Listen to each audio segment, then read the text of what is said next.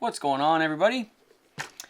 It's time for a whole new project. You guys have seen this a million times on 100 YouTube channels. Axial made this giant rock buggy. Like, it's huge. It's just huge.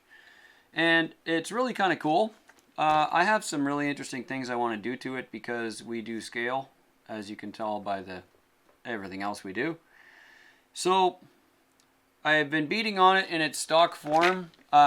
I've heard of a lot of people breaking the axles and all that stuff. I like to run stuff hard, but I am not a very good basher. I don't hit stuff hard enough to break things most of the time.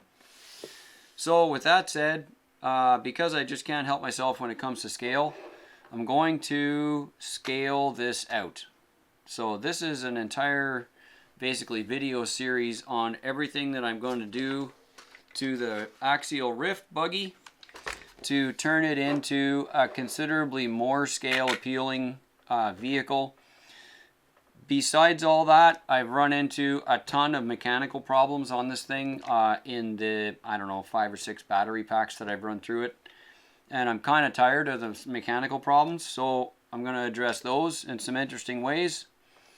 And then we're going to have a whole new rig to play with, and I can't wait to show it off. But first of all, I got to get the ideas out of my head and get them onto this vehicle. Let's get started. First things first, I'm going to take the wheels off. Basically what I'm going to do with this video series is I'm going to do everything on camera. For you who have not had the truck apart yet, it might give you some insight as to how it's made. Although in today's YouTube world, there are so many resources on how the truck comes apart, what to do, what upgrades to get. There is a 2-speed kit for this now.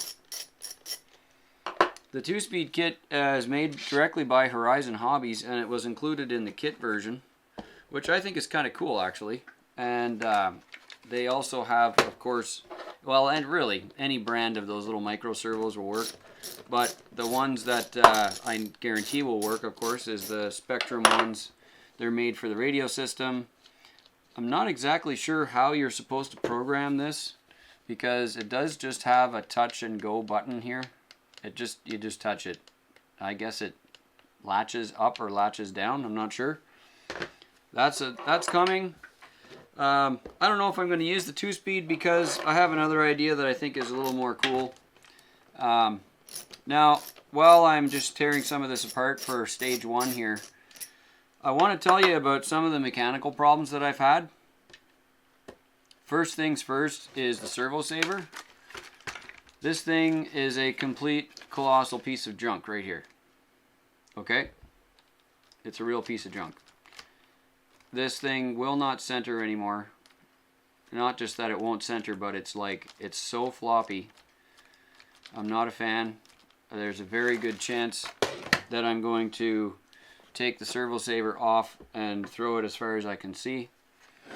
And then I won't have to look at it anymore, and that to me will be totally amazing. We're going to go for the shocks.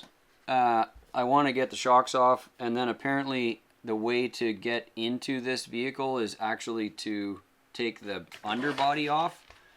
This skid apparently has all the goodies in it, so if you take it off, then you can basically separate the cage from that. I think that's the best action so far. I've seen that done and heard it talked about a couple of times, so I'm going to do that. Let's tear this off. Second mechanical problem I had, which kind of frustrates me actually, is on the stock electronics, which I think actually work pretty good.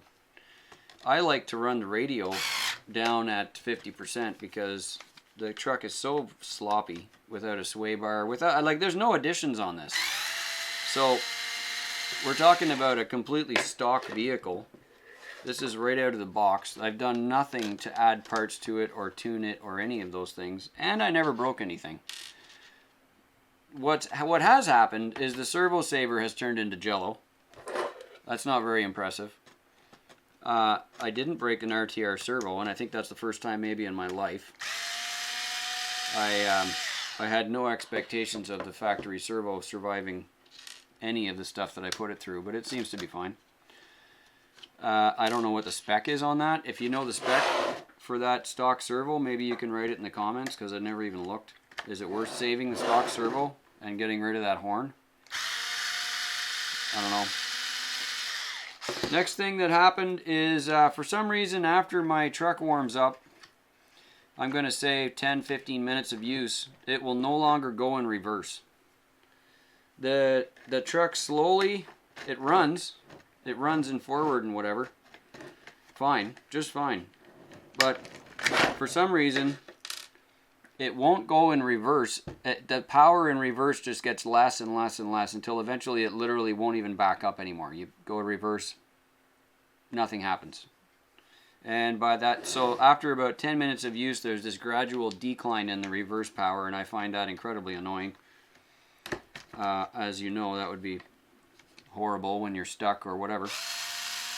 I don't understand what's wrong with it. Something is wrong with it, and I am going to cure it. You can guess by that statement that I'm not going to be reusing the factory electronics, which would be true. So apparently you take the skid off now. I'm sure you guys that have these have already done this, and you know, I've not had to change anything. So there's been a little bit of playing around on it just to kind of see how it's made. My ball joints here have popped out. They were like shoved way over on the side because they came off the actual center line of the ball. They were kind of like pushed out, both of them. Nothing wrong with the back. I have no problems with that. So I'm not really sure if that was just a fluky thing or what. I have not busted an axle housing, and I don't see any stress problems with it yet. So maybe it's okay. Let's tear this off. So here's my plan. First of all, servo change, because if I'm already in there playing with the servo stuff, I might as well just throw that out and put a different servo in it. I think I'm going to ditch the servo saver entirely and run a regular horn on it. That sounds like a scale truck thing to do, eh? The reason why I think that's going to be successful for me is I absolutely never plan on running this thing at any speed ever again. I actually like the suspension. The suspension is floppy. It's there's a lot of tuning options you can still do on it. You can move the shocks to the back of the axle. You can move them different spots on the arms to set your leverage rates. It's not a terrible thing, okay? I actually don't mind the floppy suspension. What I cannot stand is that this truck will not go anywhere that you want it to go as soon as you place any power through the drivetrain. You add speed to this thing and you can no longer drive it at all, and that's offensive to me. That's terrible. So there's always a trade-off. If you have really nice absorbing soft suspension, you're guaranteed to lose some high-speed performance. That you can't fix that. You can make it better, but you're changing the ratio between comfort and control at that point. And so what I'd like to do is keep all the stock suspension stuff. I want to keep it as stock as I can on the suspension side. And I don't even think I'm going to change the shock oil because I kind of like the way it rides. But I will no longer drive it at any sort of speed. So the 2-speed that comes from Horizon, it's actually a first gear. Not a bad idea. But I'm not sure I'm even going to use that. I might want to gear it down even lower. I think this is a 5mm pinion shaft. I don't have too many 5mm pinion options kicking around here. I have some. Let me snip off some of these zip ties here. I've got a couple of things holding my wires and stuff down. Battery tray. And I'm going to take all this off. So I think I can get rid of this. I did make a cute little foam holder here in my battery tray, and this is a adapter off of the original so I could use a regular size plug, an XT60 size plug instead of the 90. Like, I'm not going to run this thing at that sort of speed. So if this thing was actually meant to go on 4-cell, I'm surprised. I'm legitimately shocked. I really don't think it has the capability to do that successfully. So I've got to take this out, my battery strap here, because I wrapped it around the servo wire, which of course now you can't get out. I may have to take the receiver box off, and I think I have to take the receiver box off. Okay. Thanks for power tools. That's great. So let's say we leave the floppy suspension on it, so that I can have my trail performance. I think it's going to make some pretty boss videos on rock bouncing at a lower speed, because the suspension will move. I think I'm going to try to either gear it down in some hysterical way on the transmission side to really slow the truck down and give it, you know, trail-worthy wheel speed, but not basher wheel speed. I'm thinking I'm going to go that route, and if that's the case, the whole project will probably be pretty successful. There's more screws that I don't even know where they are, so this is getting to be pretty crazy now. Does this actually come off? It must, but I clearly don't know what I'm doing. Here we go. Aha! Ooh, that looks way better.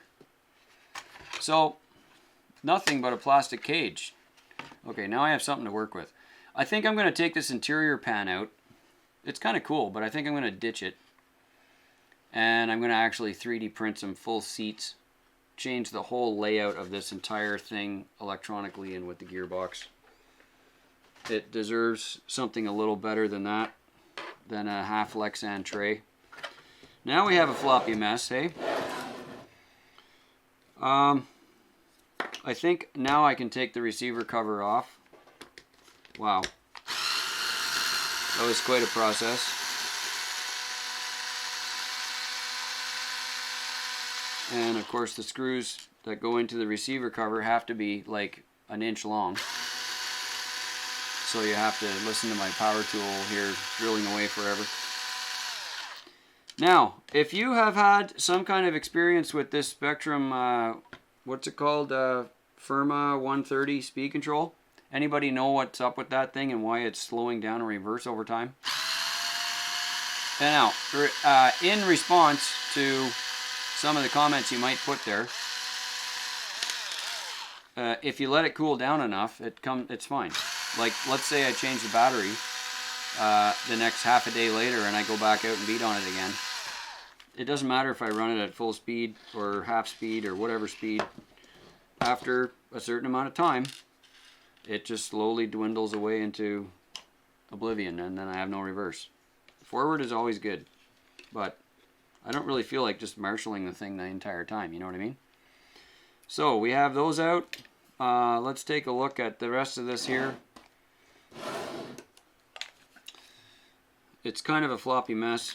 I'm going to pull the electronics out and the gearbox. They did a nice job with this as an RTR. I need to give props where props are due, and the wiring is neat and tidy. It's very neat and tidy. It's nice, like it's really nice. It's pretty rare. This is all zip tied up. They have really nice connections. The motor wires are hard wires, so you can't actually cut and solder these motor wires. Sometimes you can, but these you cannot because they're hard wires, which means they're actually part of the coil resistance. There's that's an interesting fact about those. I'm going to see. I'm going to rip these drive shafts off here next, so I can pull out the transmission. I'm okay with the drivetrain for its durability. for what I want to do with it for sure. I mean, what I really like doing is scale trucking, and I think I'm going to end up turning this into scale buggy so that I can kind of make more use of it. I see that these shafts are 6 millimeters on the input right here, which means the output shaft on the transmission is a 6 millimeter. Maybe it's bigger, I don't know. Should measure it. Oops. So what do we got here? Yep, it's 6.2, so basically it's a horribly made 6 millimeter. I think I'll probably machine a sleeve for that so I can actually use that on a 5 millimeter standard output shaft. That will definitely suit me better.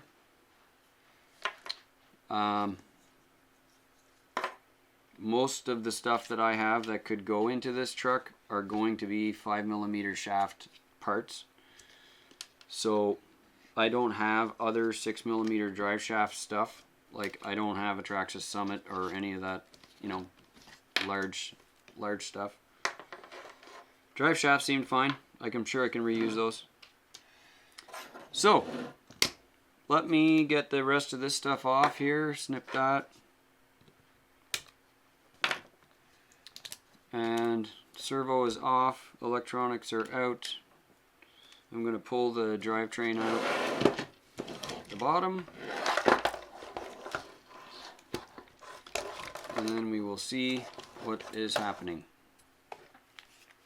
This, I think, is the receiver box.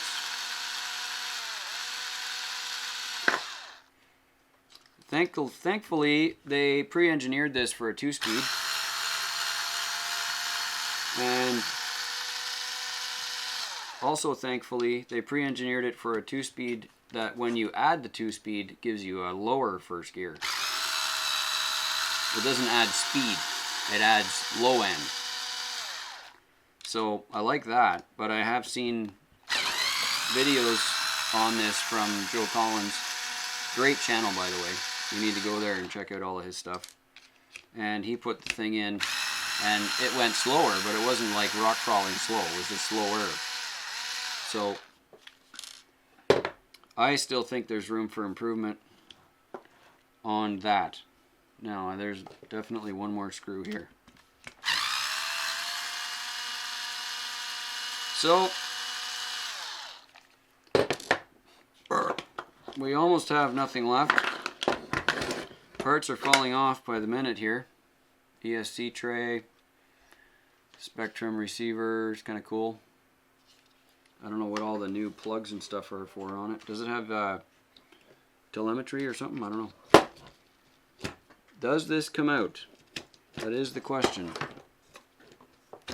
Yes, look at that, it does.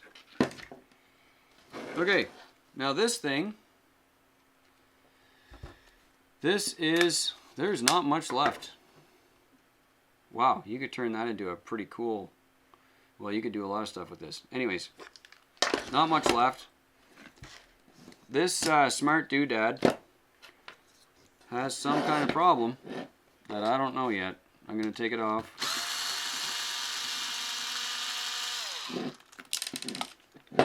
And then I'm going to unplug it. Color coded and everything. Like this is not hard to deal with. Now, back when I was doing big off-road stuff, you could use a 130 amp ESC like this to power a Savage Flux or some other 4, 5, 6 cell, you know, big monster truck. 130 amp ESC is a lot of power. They make it pretty clear on here that it's 130, but they absolutely do not tell you what the maximum cell count is. So I have no idea whatsoever how much amperage this thing can have jammed through it, which is, I guess, why we have the internet. But it does have an XT90 style size connector on it, so that probably will take some serious power. Not very large motor wires compared to other giant ESCs that I've owned. I do like the simple Hobby Wing style button with the setting of the electronics.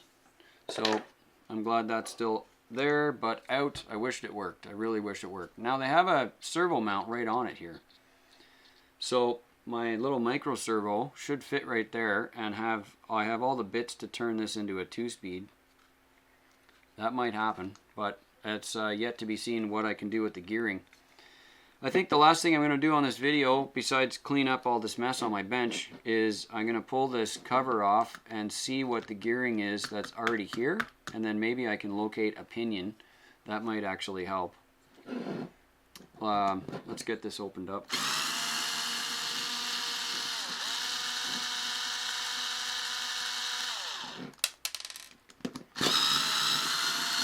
There's some beef here, man. There's some serious beef here. This thing has a big aluminum spur plate. Look at the size of it. If nothing else, that will give a lot of heat dissipation for the motor. That's a lot of surface area. And then, because they're smart, they, look at that metal gearing, eh? Mod 1 17 tooth pinion. That is a beast. This thing is a beast. Look at that. Man. Nothing gonna bust on that, let me tell you.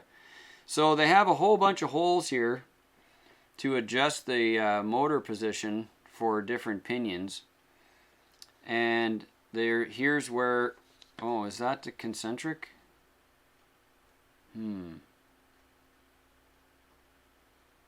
You know what? I don't think there's a lot of adjustment that I can do on that. And the reason I say that is because if you look inside here, down in between the motor and the actual space between that and the transmission, there's almost nothing in there. Which means I really can't move this very much. I think the holes are there so that you can set the position of the motor wires so that they're not interfering with something else, but I don't really think that you can do much with that. That's a bummer. Anyway, time to read the manual and see what's going on with that. I will say though that this thing is actually a really serious piece of beef right here. I mean, that is way stronger built than I actually thought it was going to be. Very, very impressive right there. Very impressive. I'm going to pull all this apart, get the motor off. I'm going to clean the bench. And then in our part 2 of this rebuild, scaled out rebuild, we are going to dig into drivetrain changes, try to figure out the gearing of this transmission and drop the gearing somehow. And we will get into all that technical stuff and how this is going to work out very soon. And I hope to see you guys all on the next one. Cheers.